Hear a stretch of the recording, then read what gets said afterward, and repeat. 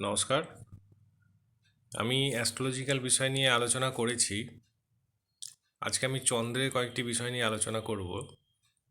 যে চন্দ্র যদি কারোর ভালো থাকে কুণ্ডলিতে, তার লগ্ন থেকে দেখতে হবে কোথায় অবস্থান করছে চন্দ্রটা, অর্থাৎ প্রথম দ্বিতীয় তৃতীয় চতুর্থ এইভাবে দ্বাদশ পর্যন্ত বিচার করে দেখতে হবে তার চন্দ্র কোন ঘরে আছে, সেই অনুযায়ী সে ফল ভোগ করবে। যেমন চতুর্থে যদি চন্দ্র অবস্থান করে তাহলে সে কিন্তু অর্থ লাভ করবে। পঞ্চমে যদি অবস্থান করে সে জাতক ধনী হবে, পুত্রযুক্ত হবে। এরকম বিভিন্ন বিচার আছে চন্দ্রের। কাজেই এইটা জানার জন্য তার কুণ্ডলিটা দেখতে হবে এবং সেই কুণ্ডলিটা জানার জন্য অ্যাস্ট্রোলজির কাছে আসতে হবে।